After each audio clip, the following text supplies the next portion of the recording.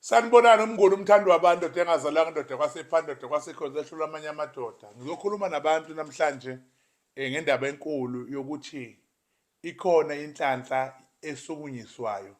Inhlanhla esukunyiswayo. Masithi inhlanhla esukunyiswayo sikhuluma ngomuntu okade enawo amandla, okade esebenza, okade ezama, okade ephila impilo engcono, enezinto ey'khonjwayo, enezinto ey'phathekayo. Bese-ke kutholakala manje ukuthi akusalungi, into zakhe zimnyama. Bese sibuyele emuva sithi thina kukhona ikhambi okuthiwa yidwangabani, umafavuke idwangubani. Leli dwangabani-ke ilona elikwazi ukusiza umuntu onesimo sokuthi izinto zakhe zike zafa, kodwa ngalolu dwangubani ziyakwazi ukuthi ziphinde zivuke.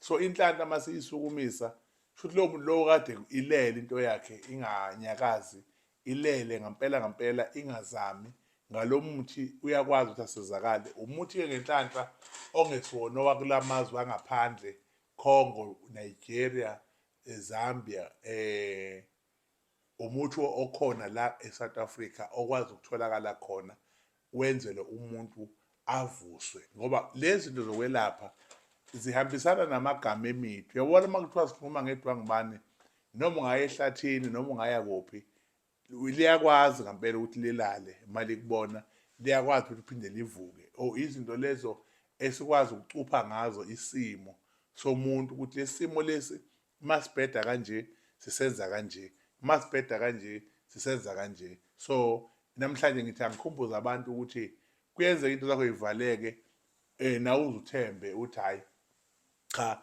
kumnyama impela ngeke ngiphinde ngisizakale, ngifile noma ngiwile.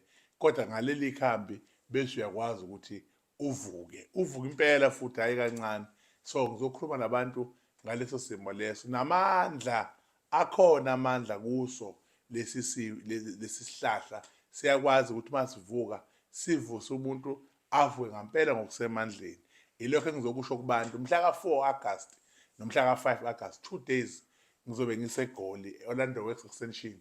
Abangidingayo ngoLwesihlanu bazongibona, nangoMgqibelo ngizobe sengigcina ngoMgqibelo. Ngiyacela ningalenzi iphutha lokusubscribe-a kule channel, ningalenzi futhi nephutha lokuthi maniza eGoli noma nizosibona nikhululeke nje nifone, nazi iy'namba yikhona. Zonke izinsuku zikaThixo ngisuke ngitholakala-ke eNanda eMawoti, esigodlweni esikhulu lapho engisuke ngisebenzela khona. Wonke umuntu ongidingayo nofisayo ukuthi sibonane, hhayi akhululeke nje eze khona uzokwazi ukuthi-ke angithole.